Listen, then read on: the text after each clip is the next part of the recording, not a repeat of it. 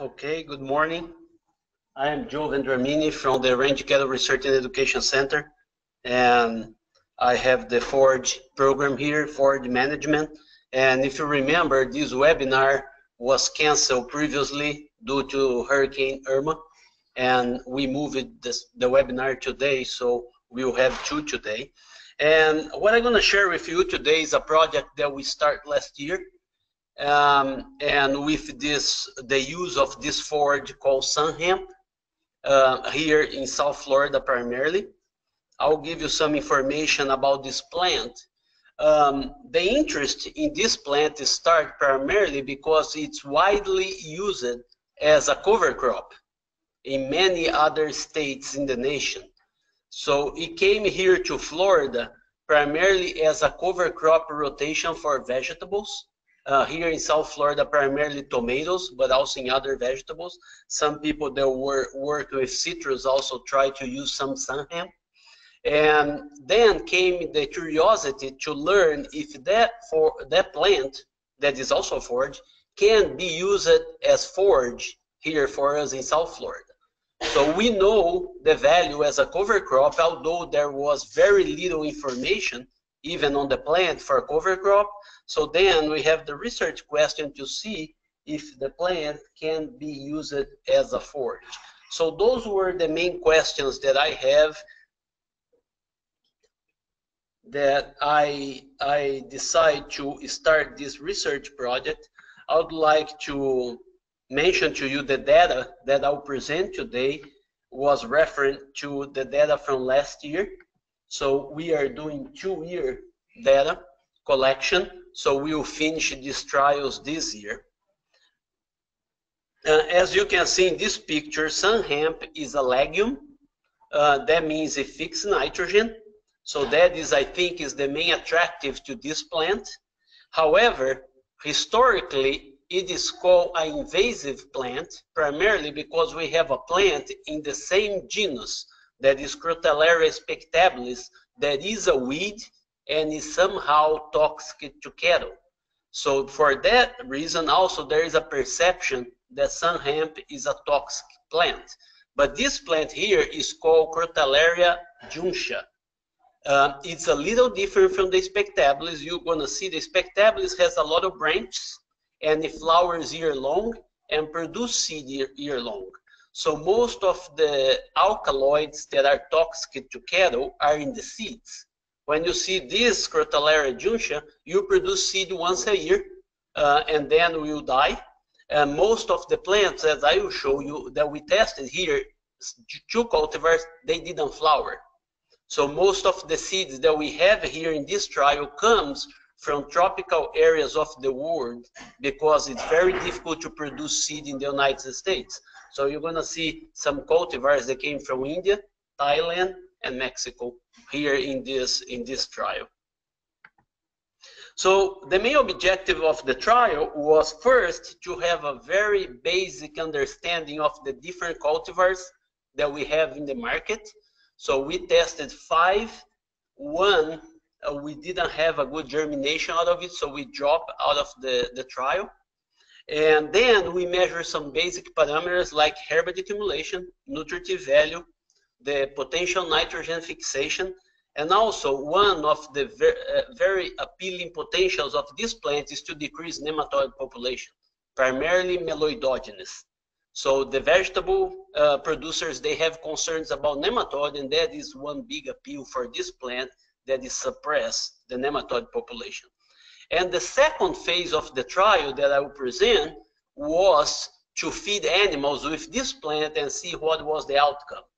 If you go to the literature, there was very little or no information about feeding livestock, feeding sunnhemp to livestock. And so then we did the trial here where we feed some heifers, and I will show you some details about that trial as well. As I said, we have 2 treatments.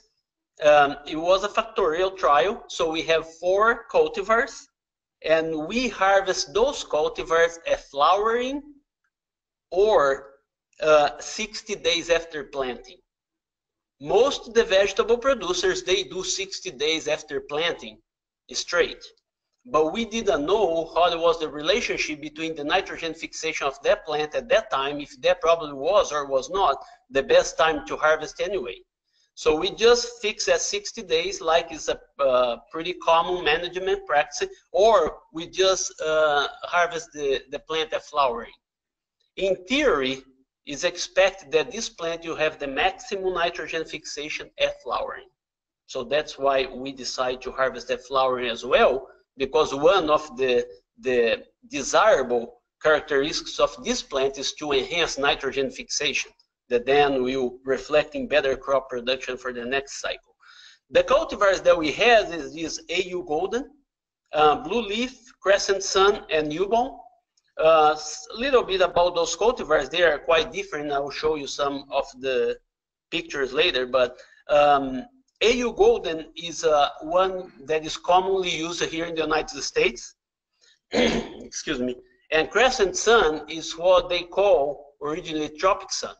Tropic Sun is probably the most popular one, but also seeds come from tropical area. It was developed primarily in Auburn, and it's probably the most used one. However, it's the one that have the highest price on seed.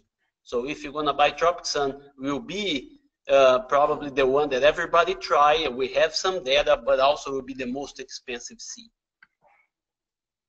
So we have plots that were about 4.5 by 4.5 meters. That will be about 15 by 15 feet.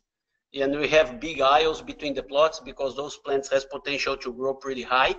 We use the seeding rate of about 25, 30 pounds to the acre. It depends on the variety and how good the seed was. There was one cultivar that is the one that didn't work. It's called Red Mini. Red Mini is a cultivar from India. And it's mini because it has really small seeds.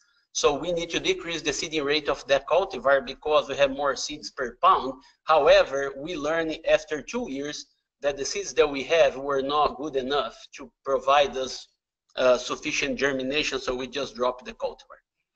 So we harvest the plants at 5 centimeters stubble height or 2 inches. We did not measure any regrowth. That is a big question about sunnhemp use. So that will regrow after you harvest or not. So that was not one of the objectives of the trial. We have seen that it's highly variable among cultivars. It may have some regrowth, but we do not expect it to have more than 20% of the original production from the regrowth. But that was not one parameter that we measured in the trial. We did the regular nutritive value analysis, protein and digestibility as well. So then we use the procedure where you have some reference plants that do not fix nitrogen to compare, and we analyze the nitrogen concentration. The nitrogen comes from biological fixation, use a mesospec, and we collaborate with Dr. Dubé up in Mariana, that he has the capability there to measure those parameters, so we did most of the analysis there. And then we have the initial and final nematode count for the plots. So we have it by year. So we did an initial analysis and then we did a final analysis so we could see the decrease or increase in the nematode population. So just switching to results now. I would like you to pay attention. This is 60 days right here. And the production was quite similar to the production that we have for our warm season grasses on that 60 days. So you can see it's about 2,600 pounds to the acre. And we saw that that U-bone, that was the cheapest seed, and it had very good appearance, but it was less dense. So we ended up with a little lower herbage accumulation. And the Tropic Sun was on the top. So it was the best one at 60 days. That gave us about 3,500 pounds of dry matter. That's a pretty good production. And please keep in mind that we plant sunnhemp March 1st. So it's a period where you don't have a lot of rainfall and conditions. So it's March 1st and we harvest in 60 days. So, and then we harvest at flowering, right? As I said, that's the other treatment. But look at what happened with the Crescent Sun herbage accumulation here. Those were 156 days, and this plant didn't flower. So that was about 5 months of growth. But look at the herbage accumulation. It's very significant. So, and again, we see better herbage accumulation here, but again, keep in mind that that's a longer period because the U-bone, for example, it flowered right after 60 days. So we harvested that with about 70, 80 days compared to 160 days for the other cultivars. So the cultivars here, we learned that they are very different. So when you buy seed, and if you say I bought sunnhemp seed, you can have one that will produce 20,000 pounds to the acre, or you can have one that will produce 4,500 pounds to the acre. So it depends on the cultivar that you buy. So this is the Tropic sun here. Few months before we harvest yet, but you can see how tall he was. And Chris Privet, that was the previous speaker, he's probably 5'9" or something. 5'11". Yeah, this is a stretch, but he may be 5'11". And you can see how tall the plants were and how dense it is. So at this stage here, we believe that we have very little use as a forage, because I'll show you the nutritive value later, but you can see the potential for dry matter accumulation of the plant, even at later stages of maturity. So those were the nutritive value, primarily here the protein levels. So the protein concentration, if you harvest at 60 days, is quite acceptable. And you can see that it's probably sufficient to keep most of the mature cows that we have in the herd in good shape. And even at flowering that is very mature, we still some good levels because it keeps the leaves. So the protein is on the leaves of this plant. The stem is really poor, but you can still see that at flowering at much greater growth, we still have some good levels of protein. However, the same is not true with the digestibility. So digestibility is not the best even when it's at 60 days. So you can see here, this is the TDN from in vitro digestibility. So you see the plant at 60 days, you have about 50% TDN. That again is not the worst, but if you have a protein that will be 15, 16, in theory, when you have a grass, you'd expect something that will be more digestible, but that's not the case for sunnhemp. Digestibility is not the strongest point.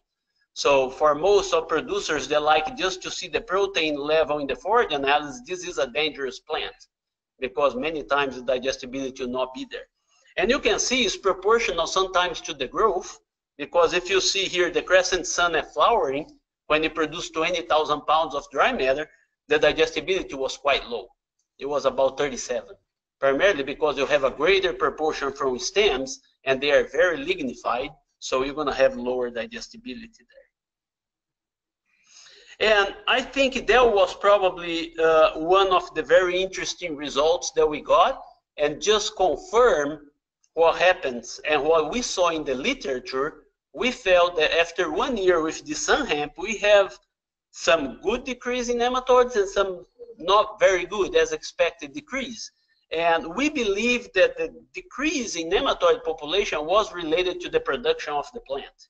We saw here that the blue leaf and crescent sun, that were the most productive plants, also have a greater decrease in nematode population. In forages, if you're gonna get another crop, that will be a forage. That is not very important for us, I think. People in forages are not really concerned about nematode infestation, but primarily for the tomato and vegetable people, that is, I think, information that they are looking for. So if you plant something that will have a higher, more expensive seed with greater production, you may also have a greater suppress in the nematode population. And the last information is also the other one that is a lot of producers are looking for, because nitrogen fertilizer is very expensive. So this is a way to offset nitrogen fertilization. And you can see some very good levels of nitrogen fixation. We estimate that the crescent sun fix about 90 pounds of nitrogen to the acre. That is a very considerable amount. And also based on the math, right?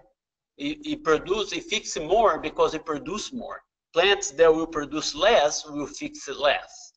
Nonetheless, we can see here that even the U-bone that was the least producing cultivar, it still fixed 40 pounds of nitrogen to the acre.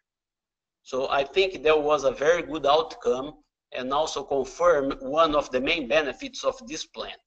Some work that we are doing now, and we have a visiting professor, Makoto, from Japan, is we are trying to combine this plant with perennial warm season grass at establishing.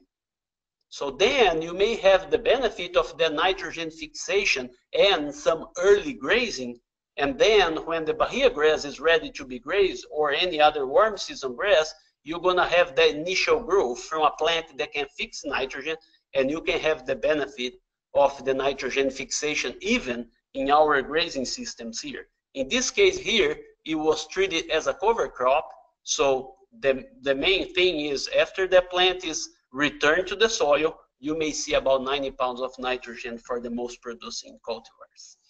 So I will switch to my second trial now, the one that I told you, the feeding trial to the heifers. So we grew the sunnhemp, and the cultivar that I used was the cheapest one, the U-Bone, because it was initially the most accessible one. So we plant about 5 acres of hayfield, and then we harvest at flowering. That's when we harvest the sunnhemp, and we make just regular round bales of hay. We try to match that with some stargrass hay, or in this case was Bermuda grass hay, that has the same nutritive value. So based on our initial samples from our sunnhemp hay and the Bermuda grass hay, we try to have forage with similar nutritive value, okay? And those were 12% protein and about 52% digestibility. That is average quality hay for us here. So, and then I compose the treatments by having 100% Bermuda grass, 50% sunnhemp, 50% Bermuda, or complete sunnhemp, 100% sunnhemp in the diet. So those animals were fed for 10 days during the adaptation period, and then we have 7 days of collection to measure intake and digestibility. The digestibility, we collect feces, and we knew the intake of the animals, and we analyzed the indigestible NDF as an internal marker, so we could estimate what was the digestibility of the hay. That is called the in vivo digestibility, the true one. As I mentioned to you before, we did have the in vitro digestibility, and both materials have about 52% digestibility. So the heifers that we used, they were about 600 pounds, and they were about 2-year-old heifers that were open. And I mentioned the details, the 3 last days for feces collection for digestibility. And these are the results that we got from this trial. So you can see that we had a linear decrease here in intake when we went from 100% Bermuda to 100% sunnhemp. We did have a decrease in dry matter intake. And the intermediate, the sunnhemp, Bermuda grass half and half, it was not different from Bermuda only or sunnhemp only. If you run a linear contrast, you're going to see that there is a linear decrease. So with the same nutritive value, we did have a little decrease in intake from the heifers using sunnhemp only. And then the digestibility data support that information, because you can see that Bermuda grass sunnhemp was more digestible than sunnhemp only. So what we thought it was 52% TDN, it was actually 50% TDN when we did the in vivo digestibility. So this material, the sunnhemp only, had a little less digestibility than we thought, whereas the Bermuda grass was a little higher than our initial in vitro. So there may be something here related to digestibility, to the point that if you can grow a sunnhemp that will have greater digestibility, you may still see a greater intake. But at these levels that we tested here, we found out that there may be a decrease in digestibility and intake if you only feed sunnhemp. Those are the informations that I had to share with you. And now I think we will switch to the questions section if you have questions online or here in the room. And I would like to thank you for your attention. I have a question for you. We have a question here from our first speaker. At planting on your sunnhemp, or right after establishment, did you apply any fertilizer? Yeah, the question was if fertilizer was applied to the sunnhemp after establishing. Yes, and the answer is yes. We applied 300 pounds of 10-10-10 right after establishment. About 2 weeks after establishment, we applied 300 pounds of 10-10-10. 30 pounds of nitrogen. Correct.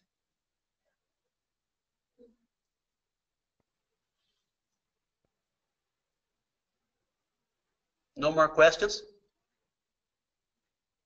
We have a question. What do you think is the future application for a summer board use? Do you think there's a way we can use it here in South Florida? The question was if there is potential to use sunnhemp as a forage. And I think right now we still have very limited information. I think it comes as a byproduct from the tomato cover crop. So, and most of our stakeholders here, like the tomato producers, they have cattle. That's where it comes the question. So, because it's a limited number of people that now they are feeding sunnhemp. They feed hay to, but that is not spread around most of the producers that we deal with. But I truly believe that there may be some potential in primarily in the establishment of Bahia grass, like we are doing with Makoto. So I think if you can grow the sunnhemp early in the season, when the Bahia grass is not established, we may have some grazing and benefit from the sunnhemp, and we'll see. We finished the first year of data now, and I think that will be the greatest potential. You can feed, but if you use as a cover crop, I think is the number of people using are not our regular beef cattle producers. It's probably somebody that has a vegetable farm and just using because they have the material. Is there any application for people that may be growing like peanuts or cotton rotation in North Florida? The question was if there was potential for people in North Florida growing cotton and peanut like annual crops. And I think it's very similar to the tomato and our vegetable producers. There is a lot of potential there, and I think in the states like Georgia and Alabama, they do that. Sometimes they graze it because they don't want to bale, but I think it's also a potential there, like it is for our tomato people. They can bale and they can feed. And I think one thing about the feeding, the main concern is this plant toxic, right? Will this plant kill my cattle? That is the main concern. And we didn't see any problems with our heifers first. And when I went through the literature review to answer that question, the main concern are in the seeds. So if you let it go to seed, I think you should not feed your cattle. But we don't have any evidence from our trial here that when you have plants in the vegetative stage of Crotalaria juncea, that may cause some problems or intoxication in your cattle. Do you have any evidence that they set seed here at all? The question was if we have evidence about setting seed. We didn't go up to that point, but I suspect that these cultivars, such as the AU Golden and the U-Bone, that they flower really early, I think they may have potential to produce seed. However, the other cultivars like the Crescent Sun and the Blue Leaf, I don't think they will ever. But the ones that flower really early, like the ones in the picture, that is the U-Bone, I think they may have potential to produce seed. I'm not sure the quality. I'm not sure if you mature well, but it may produce seed. I have a question. Nitrogen. Did you measure nitrogen associated with the low ground biomass? So if it's harvested as a hay and it will leave it below ground, how much of the nitrogen? The question was if on that trial that we did, if we also account for the nitrogen below ground, and the answer is no. All the nitrogen that we did there was pretty much related to the above ground mass. So we may have more potential to have more nitrogen in the roots and underground that it may be beneficial as well.